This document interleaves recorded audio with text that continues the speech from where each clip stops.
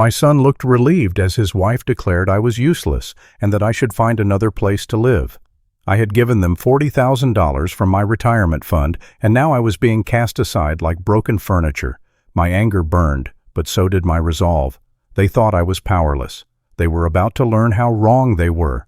Before we continue, please subscribe to the channel and tell us where you're listening from in the comments. I sat alone in my small apartment, the late afternoon light stretching across the worn carpet like faded memories I could not shake. The place was quiet, too quiet for a man who had lived most of his life surrounded by noise. The laughter of a child, the clatter of tools in the garage, the smell of Sunday dinners, all of it belonged to a different world.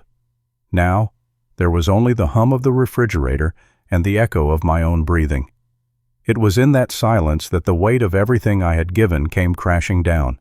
30 years of hard work, 3 decades of calloused hands and late nights, of overtime shifts and sacrifices I never questioned.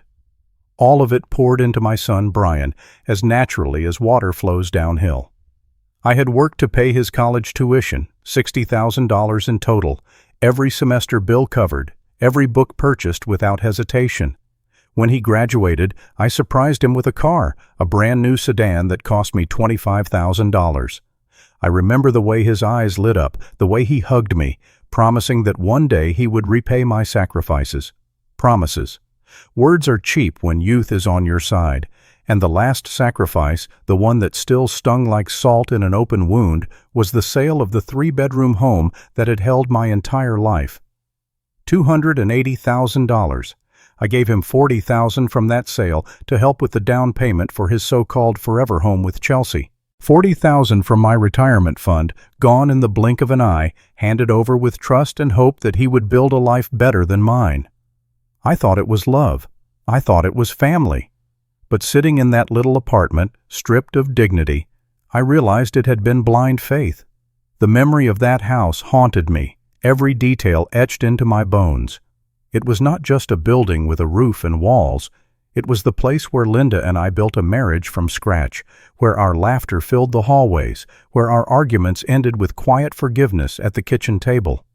I had laid the hardwood floors myself, each plank hammered in with patience, sweat running down my back as Linda handed me nails. I could still smell the faint tang of varnish if I closed my eyes. On the mantel above the fireplace sat our wedding photo, framed in gold, her veil falling across her shoulders like soft rain. That photo had traveled with me through every storm in life, a silent reminder that I was loved once. Every morning, the scent of fresh coffee drifted from the kitchen as Linda hummed her favorite tune. Even after she was gone, the house still carried her, in the creak of the stairs and the garden she planted in the back.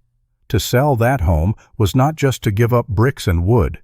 It was to trade in my memories, to exchange the smell of roses she planted for the cold weight of a cashier's check. I told myself it was worth it, that Brian's future mattered more than my past. But in giving away that house, I did not just lose property. I lost the last physical link to Linda, to the life we built together. And when I handed over that $40,000 to him, I believed, foolishly, that he would honor the sacrifice. Instead, he and Chelsea used it as the very weapon to push me aside. What hurts the most is not the money. It is the way the bond between father and son fractured right before my eyes. I remember holding Brian when he was only a few months old, his tiny hands gripping my finger as if I were his entire world. I remember teaching him to ride a bike, running beside him down the street, my heart pounding with fear and pride as he wobbled forward. I remember throwing a baseball back and forth in the fading evening light after long days at work, my body aching but my heart full. For years, I believed those memories would bind us, but they became dust the moment Chelsea looked at me with disdain and called me useless. My son sat beside her, silent, nodding as if her words were gospel. He did not defend me, did not remind her that I had been the one to stand by him when he broke his arm at 12, when he flunked math at 14, when he cried over his first broken heart. Instead, he let her words hang in the air, and in that silence, I heard the truth. To them, I was no longer a father. I was baggage, a burden, a man to be cast aside once he had served his purpose.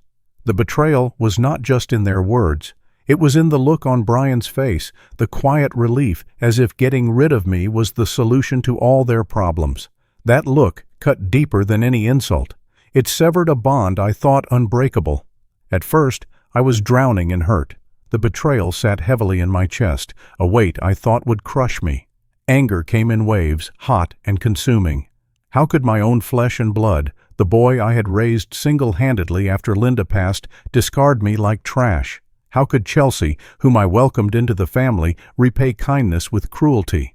I wanted to shout, to scream, to demand answers, but there was no one to hear except the four walls of my apartment. In the quiet of the night, I turned to Linda's photograph on the nightstand. I whispered to her, like I had done so many times before, when grief or loneliness swallowed me whole. Linda, they think I'm finished. They think I'll bow my head and disappear, but I won't. I swear to you, I won't let them win. I won't let them bury me alive. Saying those words out loud felt like breathing again. It was as if her spirit gave me strength. The pain began to shift, reshaping itself into something sharper. Determination. They thought I was powerless. They thought I had no cards left to play. But they had underestimated me. They had forgotten that a man who builds a life from nothing does not collapse easily, and I was ready to show them. The truth revealed itself when I opened an old wooden drawer in the corner of the room. Among bills and forgotten receipts, I found the folder I had carried from house to house. Inside were documents from Brian's mortgage, the very papers I had signed when contributing $40,000 toward the down payment. My name was there, printed clearly, etched into the legal bones of their so-called forever home. That single page was more powerful than any apology, more powerful than their false smiles. It was my lifeline. It was proof that I was not just a bystander. I had rights. I had leverage. For the first time since being cast out, I felt the shift of power tilt ever so slightly in my favor. I ran my finger along the ink, and in that moment, a thought settled in my mind like iron. They believed they had locked the door and thrown away the key. What they did not realize was that I had been holding a copy of that key all along. It was not just a document, it was my weapon. That night, I sat in the apartment, the faint hum of the city drifting through the window, and I made my decision. I would not beg. I would not plead for scraps of affection or a corner in their garage. I would act, not out of revenge, but out of justice, out of the need to remind them that love is not a one-way street, that respect is earned and demanded, not optional. I picked up the phone, my hand steady for the first time in weeks, and called Richard, an old friend who had been a lawyer for as long as I could remember. His voice crackled through the line, warm and professional. "George," he said, "it's been a while." I told him what had happened, my words calm but heavy. He listened, and when I finished, there was a pause, followed by a quiet promise. "You have more power here than you think. Let me help." As I hung up, a strange calm settled over me. This was not the end. It was only the beginning. I had opened the first door, and beyond it lay the chance to rewrite everything. As the evening stretched on, I found myself staring at the framed photo of Linda once more. The shadows in the room grew longer, the light dimmer, but in her smile I saw clarity. She had always believed in me, always told me that I was stronger than I realized. I whispered again, softer this time, almost like a prayer. "I won't let them destroy what we built. I won't let our sacrifices be trampled. I promise you, Linda, I'll see this through." The room stayed quiet, but I felt her with me, a silent witness to the vow I had just made. And so I sat there, no longer a broken old man, no longer the father discarded like a broken chair. I was George Mitchell, 65 years old, a man who had given everything, and who still had more to give. And the next chapter of this story would not be written by Brian or Chelsea. It would be written by me. If you're still watching and find this story interesting, please comment 1 below to let me know you're here with me. I woke before sunrise and sat at my little kitchen table, the laminate cool against my forearms, the clock ticking in the corner like a stubborn metronome. Yesterday, I sank into memory. Today, I would move. I said those words out loud, soft but firm enough to steady my breath. The apartment smelled like old coffee and laundry soap. I brewed a fresh pot and set out a yellow legal pad, the kind I used to keep in my tool bag. On the first line, I wrote one word in block letters: action. I breathed slowly. I started with the bank. Their number was printed on the mortgage packet I had carried out of Brian's house in a cardboard box tucked between winter socks and Linda's framed photo. After a short menu, a woman answered with a smooth, practiced voice. I gave my name, my date of birth, the loan number, and the amount I had contributed. $40,000. I said the figure clearly and let the silence after it do the work. She confirmed I was noted as a documented donor in the file. I asked that a notice be placed on the account, requesting that I be informed if any compliance issues or valuation risks surfaced during the coming months. She said she would flag the file and send a confirmation letter. I thanked her. When I hung up, the kitchen seemed a little bigger, as if that one conversation had cracked a window. Then I called Richard. He and I fished the same lake for years before arthritis tapped my knuckles and briefs took over his weekdays. He answered on the third ring, voice warm and a little hoarse. I told him everything. I kept my tone level, facts without salt. The gift. The mortgage file. The garage conversion we built with our own hands was because we told ourselves it was temporary and because it felt good to work together again. Richard listened until I ran out of air. Then he laid out a plan in that steady cadence that always sounds like the law itself. First, file the letter with the lender.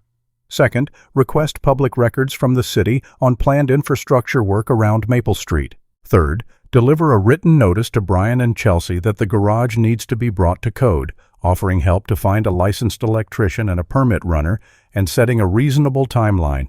He said it calmly, like he was laying out a tackle box. He reminded me that paper wins when tempers lose. I dialed the city next. A receptionist routed me through a tree of options until a woman picked up who handled inspections and permits. I gave the address, 1247 Maple Street. She typed, keys clacking, the sound of things moving somewhere I could not see. She said a neighborhood project was scheduled to begin in a few months, the kind that replaces old lines and lays new fiber. She said adjacent properties often draw extra attention when permits start flying. She told me that any finished space without permits can lead to a compliance review, especially if utility lines are disturbed. None of it surprised me, but hearing it from her tightened the picture. I asked what I needed to request copies of notices. She gave me a form number and a small fee amount. I thanked her, wrote it down, and stared at the neat figures as if they were coordinates on a map. By 9 o'clock, the table held order instead of chaos. A folder with sticky notes. Bank, city, lawyer. I poured another cup and stared at the steam. My mind went straight to the house. $380,000 at purchase. A proud number then, a heavy number now. If a red tag landed on that front door, the value would not just dip, it would sink. Equity would move backward while interest kept marching forward. A family can drown in that kind of math. I pictured an inspector stapling a notice over the deadbolt, the paper crinkling in the breeze, the way neighbors glance and then glance away. I had spent a lifetime keeping roofs watertight and floors level. The idea of a red tag on a door where my money had gone made my jaw set hard. My phone buzzed across the table. Brian's name glowed on the screen. For a heartbeat, I let it ring. Then I tapped accept and set it on speaker, hands still clasped to keep them steady.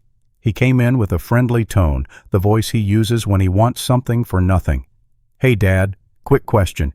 You still good to help with the permits like we talked about?" I heard dishes in the background, the click of cabinet doors, and a woman's voice cutting across the room.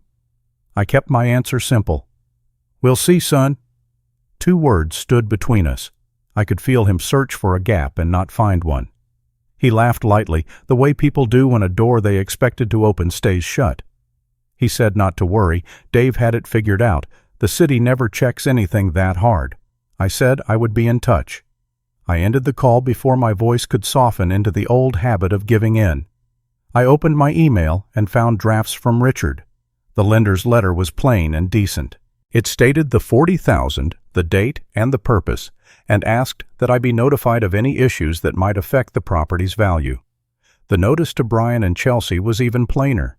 It reminded them that the garage needed to be brought into code. It mentioned the neighborhood work that could complicate delays. It offered help locating a licensed electrician and a permit runner. No threats, no drama, just the steel weight of facts set in paragraphs.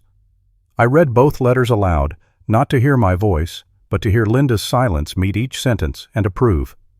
Around noon I drove to the neighborhood, not to spy, not to stir trouble, but to put my eyes on the street I once walked every morning. Maple trees threw their shade across the asphalt. A delivery van idled while the driver jogged up the steps. I parked 2 houses down and watched through a crack in the window. Through the garage opening, I could see the space Brian and I had shaped, the drywall seams I had feathered, the outlet covers I had screwed into place, the flooring we had clicked together like puzzle pieces. My hands remembered each corner and edge.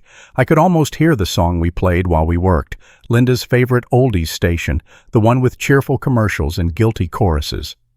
The porch door opened, and Chelsea came out to the curb, one hand under her belly, the other clamped around her phone. Sunglasses hid her eyes, but her mouth told the story. I heard just enough. She told her mother that I hovered like a storm cloud, that I found fault with everything. The garage looked like a construction zone because I could not stop tinkering. She said the words, "useless old man," again, softer this time, like a habit rather than an insult. She said a baby could not grow where tension lived. She did not mention that my name sits inside the mortgage file. She did not mention the 40,000 that turned their key. I sat there and let the words pass through me. Anger burned hot and then steadied into something colder and more useful. Clarity. Richard's office sat on the 3rd floor of a brick building downtown. He met me in a conference room with a window that framed a bright square of sky. We read the letters one more time. He tweaked a phrase so it sounded like an offer instead of a demand. He explained what could happen if the city's infrastructure work surfaced issues on the block. He pulled a sample red tag from a file and slid it across the table. The paper was thick and bright, the kind that makes your stomach flip even before you read a word. I ran a finger along the edge and felt something in me harden into resolve. He had me sign where signatures belonged. We made copies. He handed me a folder and said, "Paper first, emotion after." I nodded. On the way home, I stopped at a copy shop. I made 3 clean sets of each letter and bought good envelopes and a sheet of flag stamps. Back in the apartment, I spread everything out on the table and turned the task into a ritual. Print, sign, address, seal. Line them up in a neat row. One for the lender, one for Brian and Chelsea, one for my records. I wrote their names slowly. The act felt like the old days when Linda and I addressed invitations at that big dining table we saved for holidays. Everything took place at a human pace, pen to paper, breath in, breath out. I stood and stretched and felt the tight place between my shoulders ease. In the late afternoon, my phone buzzed with a text from Brian. He said Dave could grab a permit as soon as the baby arrived. He said plenty of people converted garages without trouble. He told me to relax. It read like confidence. It read like a man who has never seen a project stall because a clerk had a bad morning, or because a neighbor called the city after a sleepless night. I set the phone face down and made a grilled cheese and tomato soup. I washed the plate and the pot, dried them by hand, and slid them into their places. It is good to do ordinary things when the world around you starts to tilt. Ordinary things keep your feet on the floor. Dusk settled. I filled out the lender's notice form, careful as a man drawing lines for a cabinet. Dates, amounts, account number. The 40,000 again, each zero written like a promise to myself that I would not minimize it. I slipped the notice and my letter into an envelope and sealed it. Then I walked to the post office on the corner and fed the first 2 letters into the blue box. There is a finality in that slot. You cannot pull back what you send. You commit, and the world carries your decision where it needs to go. I stood there a few seconds longer than necessary, palm hovering as if I could still feel the paper's warmth. Back home, the phone lit with Chelsea's name. I let it roll to voicemail. A minute later, Brian called. I answered. He moved fast. He said there was no need to involve the city, that Dave could handle everything in a weekend if I would give them space. He said I was making this bigger than it needed to be. I kept my tone calm. I told him the letters were in the mail, that the right thing to do was to bring the work above board, and that I would not be bullied by fear or convenience. He He sighed the way he does when a stoplight stays red longer than he expects. He said I was being dramatic. I said I was being responsible. I ended the call. Sleep came in pieces that night. Around midnight, I sat up and reached for Linda's photo. I spoke barely above a whisper. They think I lost, but the game has just begun. Saying it did not make the hurt vanish. It did something more useful. It put my feet back under me. I slept again. Morning arrived clear and bright, a sky so blue it looked newly minted. I put on the clothes that make me feel like myself. Clean jeans. Boots I had resoled twice. A flannel shirt that still carried a hint of sawdust. I drove to the bank branch near Maple and handed the lender's copy across the counter to a teller who checked my driver's license and slid the envelope into a back bin. He said he would make sure it reached the right desk. I thanked him and walked out with my spine taller and my breath easy. On impulse, I turned down Maple again. A city truck idled at the corner, 2 workers in orange vests measuring a section of sidewalk with a wheel and a clipboard. It was a small thing. It was also everything. The future creeps in inches at a time, and then people look up and call it sudden. I parked where I could see the house without being seen. Through the raised garage door, I could read the story in boards and seams, the feathered drywall, the outlet covers, the flooring we had clicked together like puzzle pieces. I remembered the ache in my lower back after we finished, the way Brian leaned on the workbench and smiled like a boy. Chelsea's voice cut through the air again. She stood on the porch with her phone, irritation thinning her words to sharp wire. She told whoever she was calling that I was meddling, that I was calling banks and city offices, that I could not respect boundaries. She used the word useless again, almost lazily, and then she laughed. Mockery has a way of making a room feel cold. I gripped the steering wheel until my hands remembered they belonged to me. Then I drove away without looking back. A voicemail waited when I returned. Hudson Properties. I had seen the name in the paper, Will Hudson, buying older houses, renovating them, turning them into reliable rentals. The message was direct. They were looking for local consultants with construction backgrounds who knew their way around permits. If I were interested, would I call back? I stared at the phone. Then I called. Will's assistant asked a few questions and set coffee for the next morning at a shop I could walk to from my place. The appointment went into my calendar with a small click that sounded like progress. I spent the evening with paper and quiet. The city emailed copies of notices. There were maps and timelines and a chart listing possible impacts to adjacent structures. It was all there in black and white. If a finished space existed without permits, an inspection could be triggered when service lines were replaced. It was not personal. It was procedure. I copied the key lines onto my pad so I could repeat them without heat. Facts carry farther than anger. I boxed the last of the items I had carried from the garage the day I moved out. A hammer with a smooth wooden handle, a tape measure with paint flecks on the case, a baseball Brian used to sling at my chest hard enough to sting through the glove. I held the ball and felt time bend. Then I set it back in the box and taped the lid. The coffee shop was warm and bright the next morning, the air full of beans and sugar.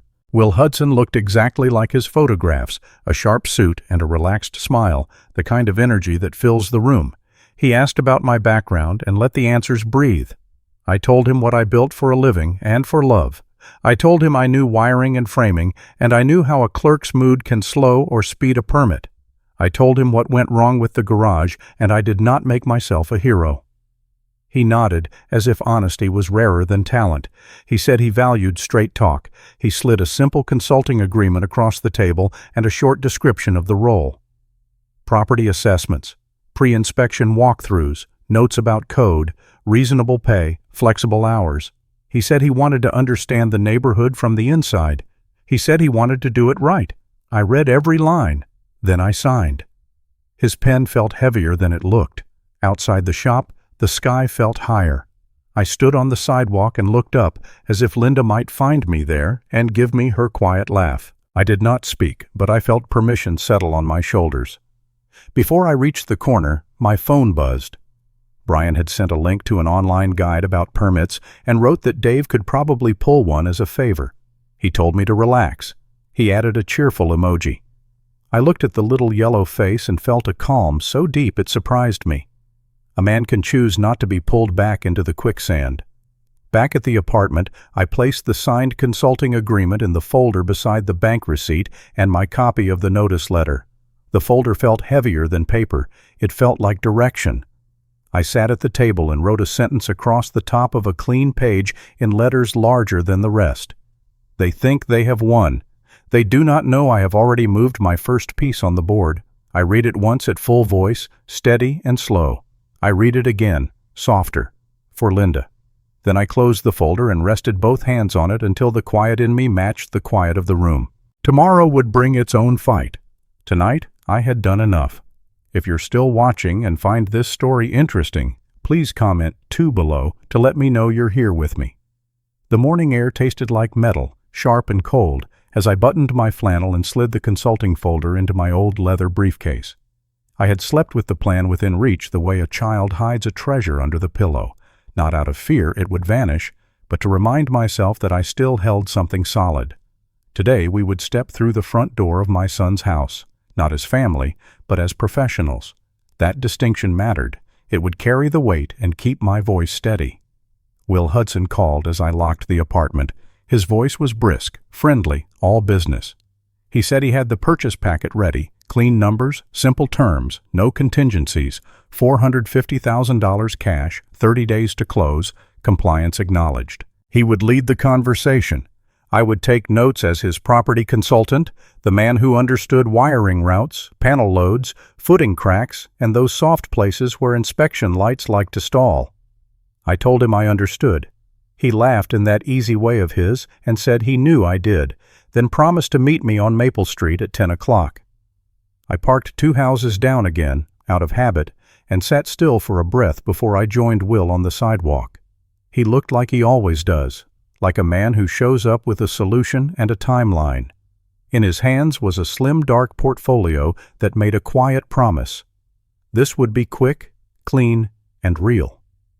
We walked up the path my $40,000 had helped lay, the concrete still smooth except for the thin hairline crack I noticed last winter when ice worked itself into the surface. I pressed the doorbell once. I did not fidget. I kept my shoulders level and my jaw loose. Brian opened the door with the expression of a man who expects a delivery and finds an audit. His mouth worked before sound came. Chelsea stood behind him, one hand on her stomach, the other wrapped around her phone like a shield. Will extended a card and his easy smile. "Good morning. Will Hudson, Hudson Properties. This is George, my property consultant." The word consultant landed between us like a bright coin. Brian's eyes flicked from Will's face to mine and back again, confusion hardening into dread. Chelsea's lips tightened. "What is he doing here?" she asked, voice tight enough to cut. She did not use my name. She did not look at me as a man. She looked at me as an obstacle. "I was asked to leave," I said, steady and simple. "Now I'm here for business." Will stepped past the tension with practiced grace and gestured toward the living room. He placed his portfolio on the coffee table I had varnished when they moved in and opened it to a single page, the offer letter, the one that always makes the air heavier. "We'd like to make this straightforward," he said. $450,000 cash, closing in 30 days. We'll coordinate with the city on the infrastructure work. We'll handle permits on our end. We do need to note that the current garage conversion appears to be unpermitted, which could complicate matters if the city flags it during approvals. His tone was calm, even kind, but the content sat in the room like thunder that had not yet broken. Chelsea laughed once, too loudly, then clamped a hand over her mouth. Brian cleared his throat and asked where Will had gotten that idea. Will glanced at me. I flipped open my notebook, not to flaunt anything, just to anchor my hands. "I helped install the flooring," I said, "and the outlets. We never pulled a permit." The memory stung. I let it sting and did not blink. Will slid the offer closer.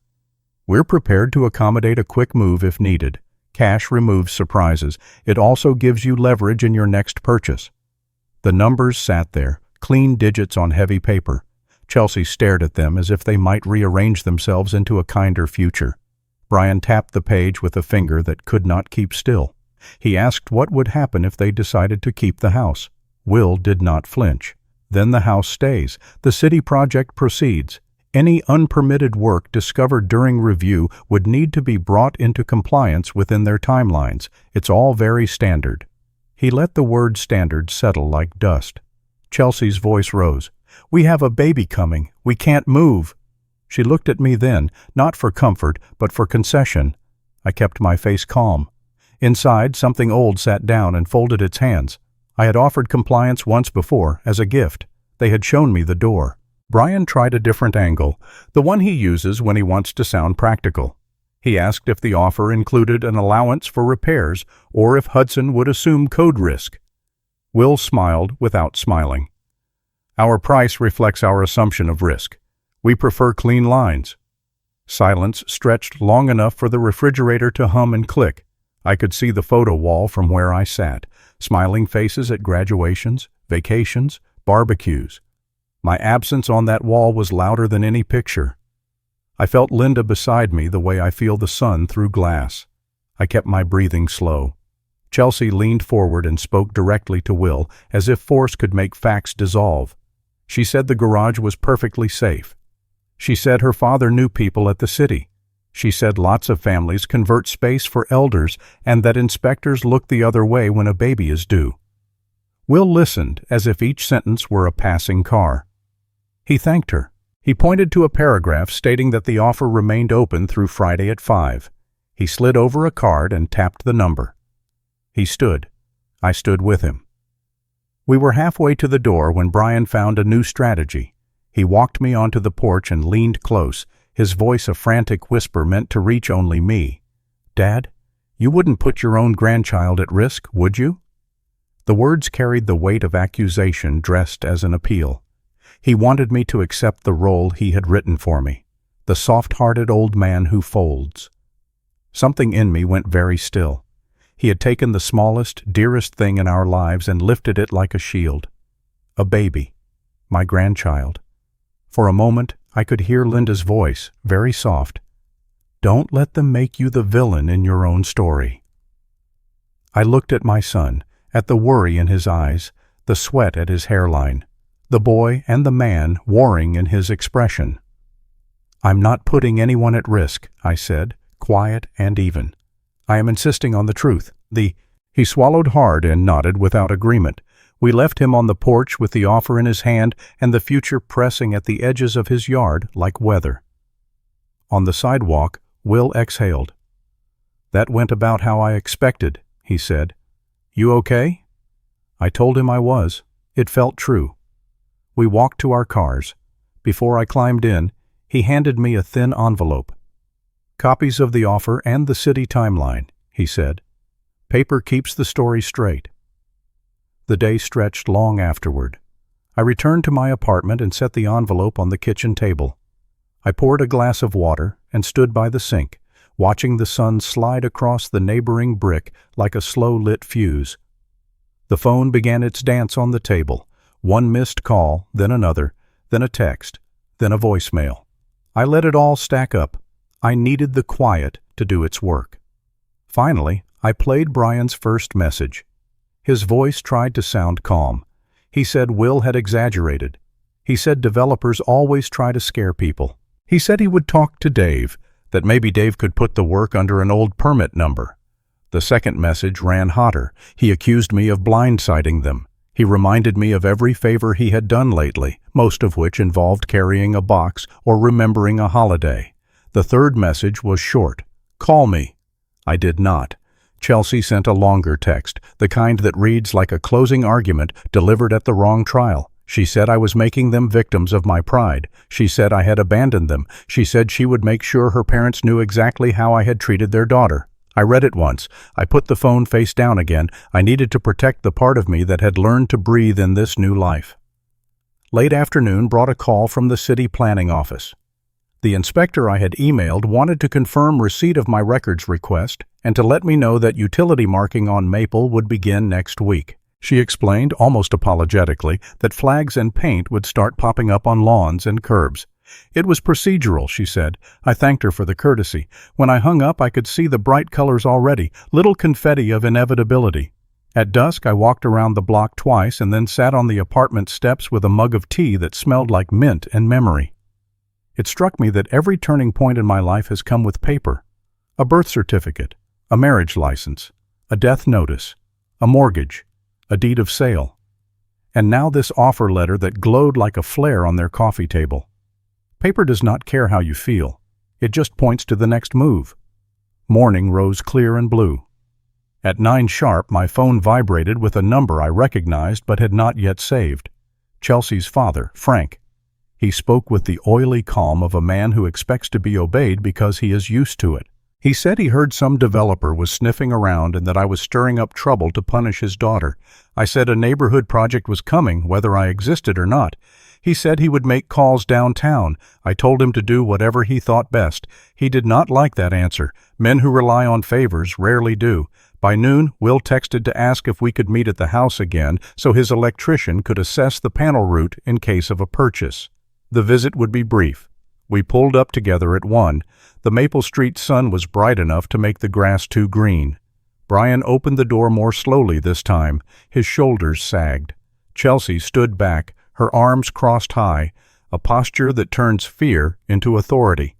Will introduced his electrician, a quiet man with eyes that noticed corners.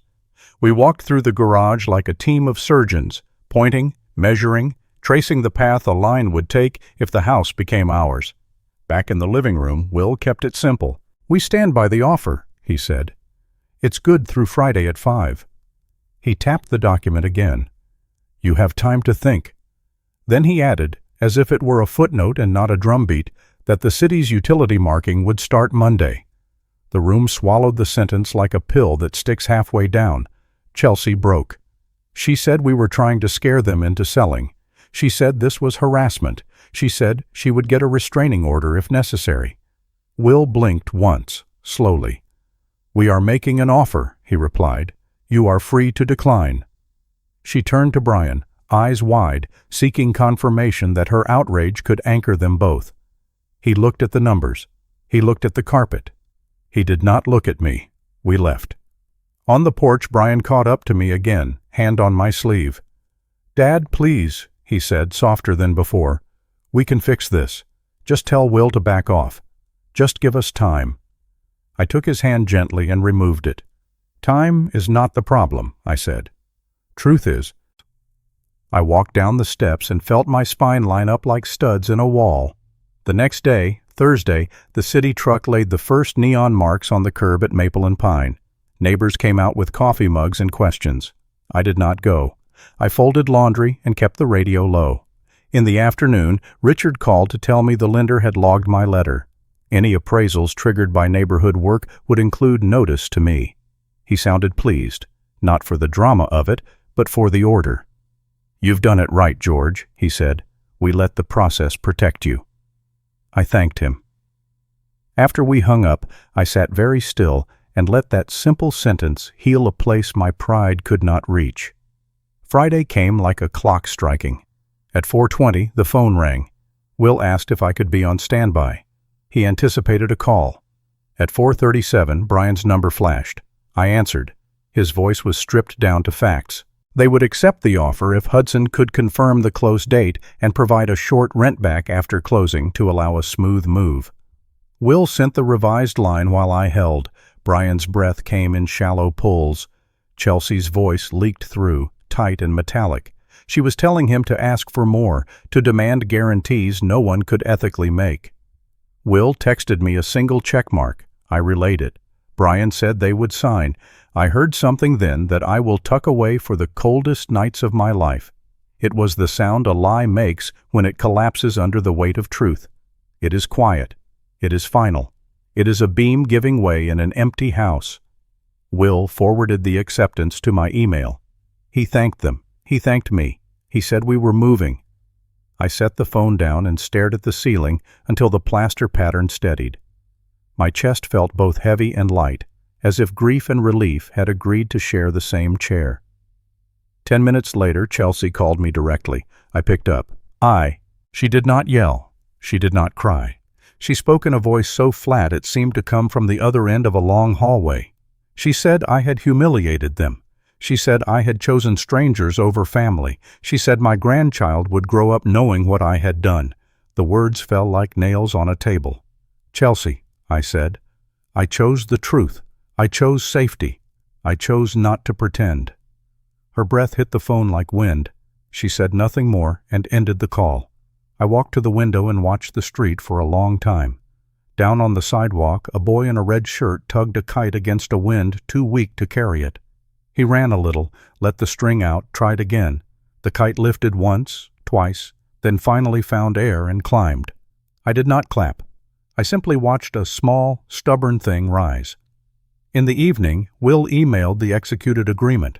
The numbers looked the same as they had on the coffee table, but now they held the force of commitment. $450,000, cash. Close in 30 days, rent back for 2 weeks, city compliance transfer acknowledged. He CC'd his escrow officer and copied me. Richard replied with a short line. Good work, gentlemen. Paper wins. Night fell clean and early. I set the printer humming and filed my copies in the kitchen folder that had become a cabinet. I washed the single plate I had used for dinner and rinsed the fork. I dried them and set them in their places. The small sound of things returning to where they belong steadies a man. I carried Linda's photo to the table and rested it against the salt shaker. We did the hard thing, I told her. We did the right thing. In the quiet that followed, I realized I no longer needed to prove anything to anyone. I had done what a man does when he refuses to be erased. I had acted. I had kept my word to the living and to the dead. Before bed, I wrote one last sentence on my pad, the words even and unadorned. They thought I was weak. Now they see the cost of underestimating me.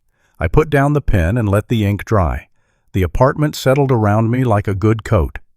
Some victories don't arrive with trumpets. They arrive like a hand on your shoulder, turning you toward the door you were afraid to open, and whispering, "Walk through, you've earned this."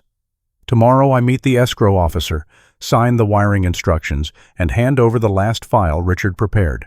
Brian will box up his life room by room. Chelsea will call her parents. The neighborhood will keep moving. And I will breathe, finally, like a man who earned his quiet tonight.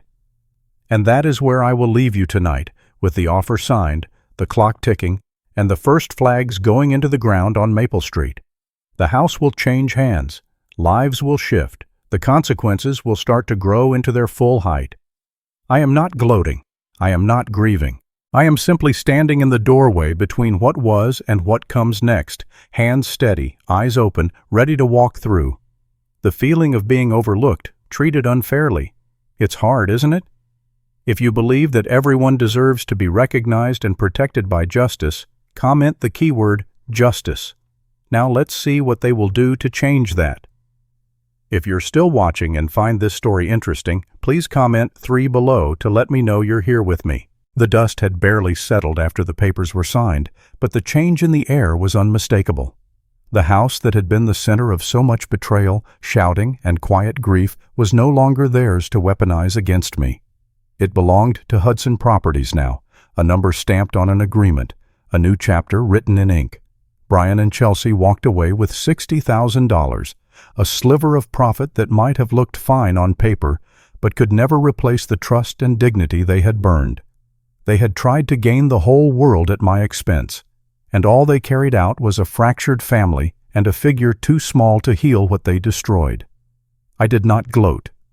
I simply let the reality breathe, and it breathed louder than any words could. The move into my new apartment came with unexpected calm. The place cost $200,000. Not a mansion, not a burden, but a bright corner near the park where the morning sun leaned through wide windows and touched the hardwood floor with gold.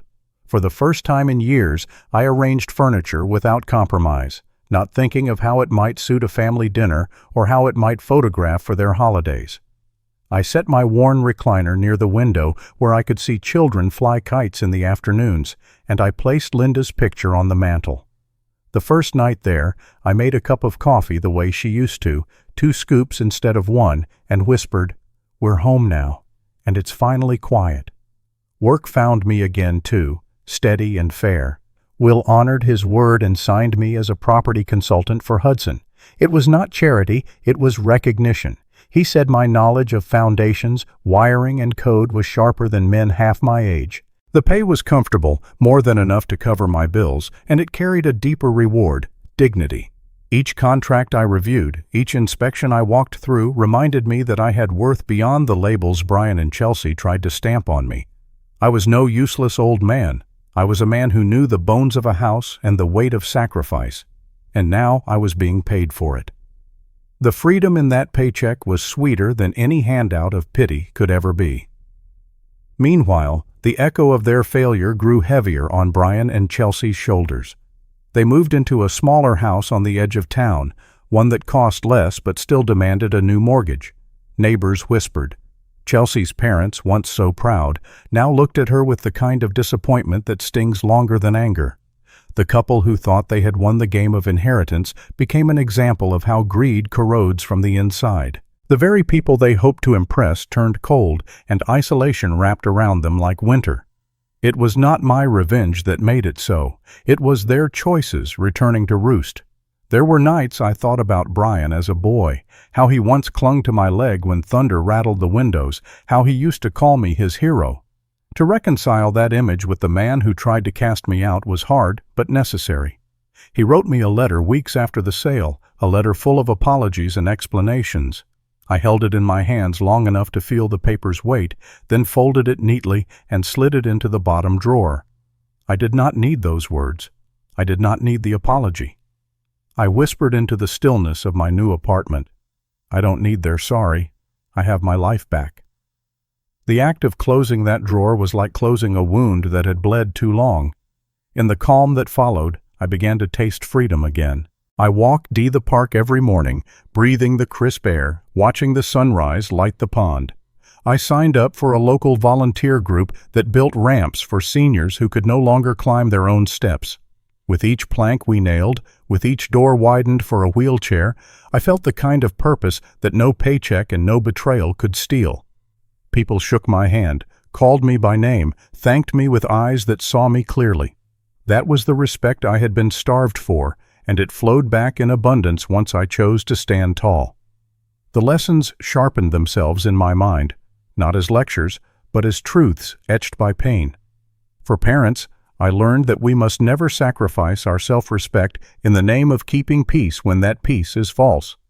To let others trample your worth, even if they share your blood, is to teach them that cruelty is acceptable. For children, I would say, do not mistake sacrifice as entitlement. The money your parents gave, the time they worked, the years they carried you, that was not a debt you are free to collect again and again. It was love, and love is sacred. For humanity itself, the truth glows clear. Greed and selfishness can hollow out a family faster than any fire, leaving nothing but ashes where trust once stood. I sit now in my small but bright apartment and let those thoughts settle like dust after a storm. The storm has passed, and I am still here. My neighbors smile when they see me, not because of what I own, but because of who I am. My nights are peaceful, my mornings steady. The betrayal no longer defines me. My response does. And that response was to reclaim my dignity, to rebuild my place, and to live without bowing to the chains of someone else's greed. One evening, as I watched the sun sink behind the park, a thought came like a whisper carried on the breeze. I survived, it said, and more than survived, I chose to live. That is the quiet victory of a man who has endured the worst his own blood could do and still found a way to walk forward. And so Chapter 5 closes, not with bitterness, but with a new kind of beginning. I have work. I have peace. I have a life that is my own.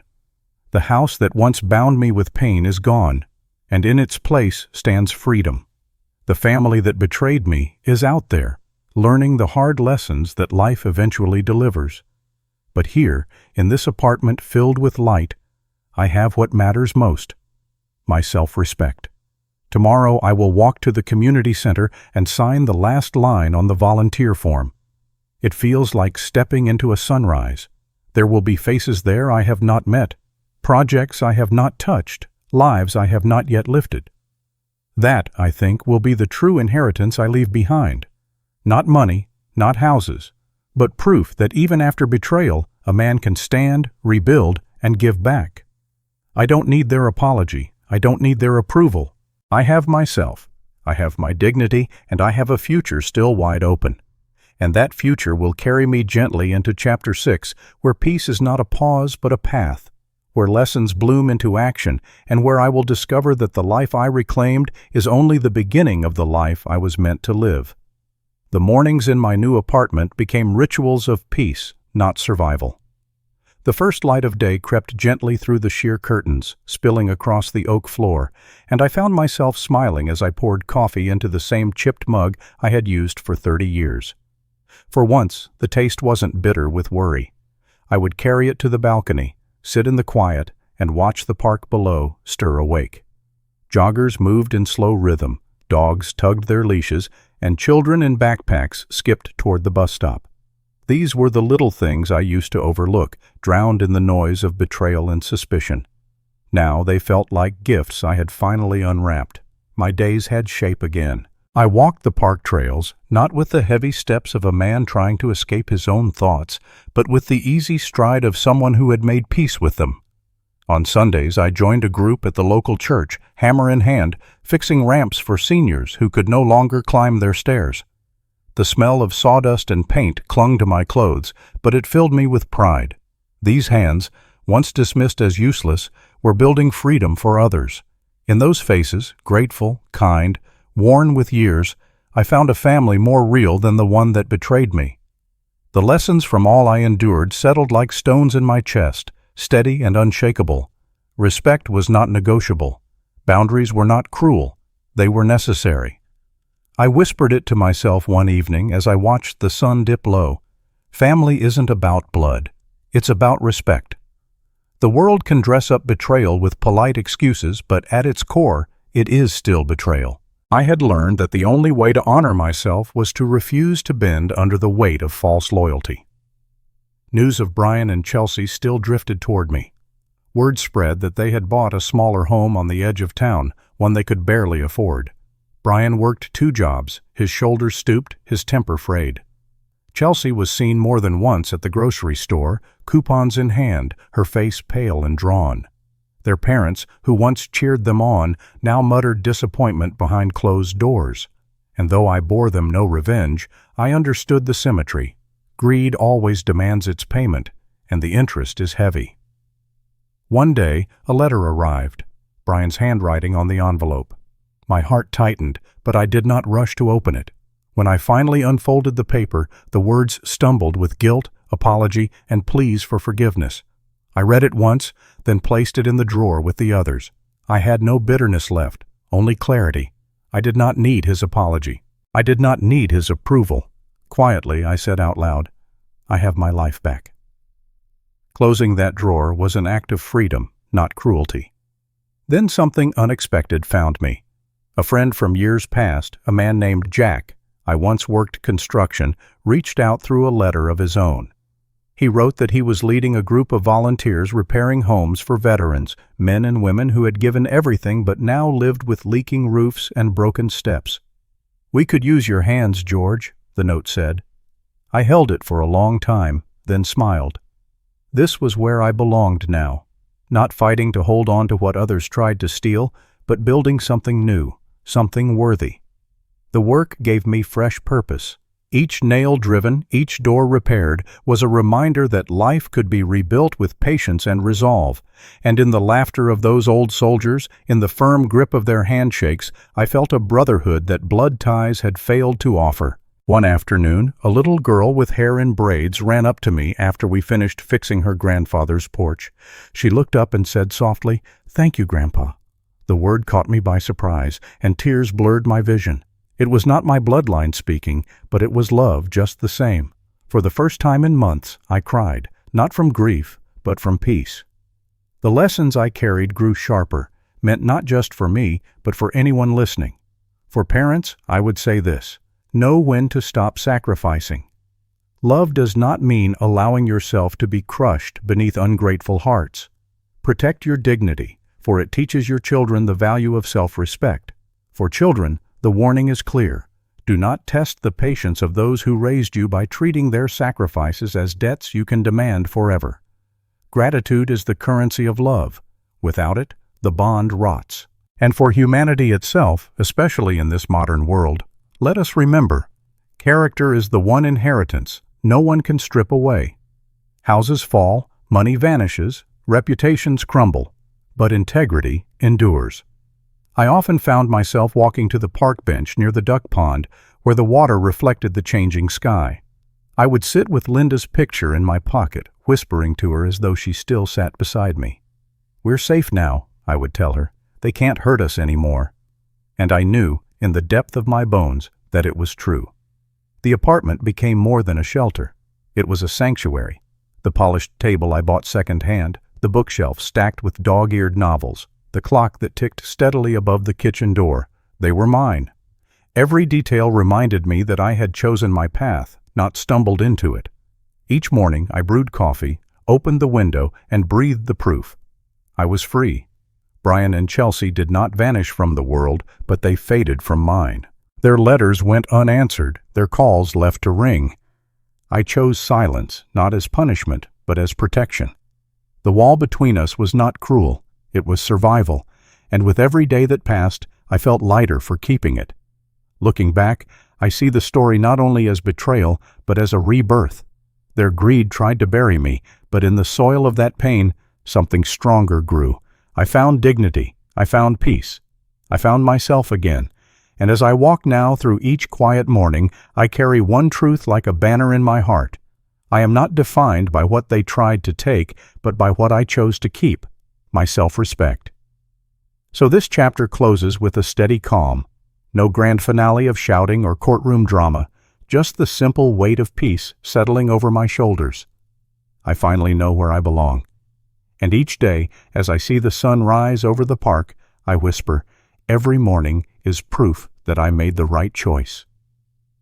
The story of betrayal is behind me, but the story of living is still ahead. And that, perhaps, is the greatest victory of all. The story has come to an end. I hope it has brought you valuable lessons and insights. If you enjoyed this content, please like, share, and subscribe to the channel so you won't miss the next video. Goodbye, and see you again.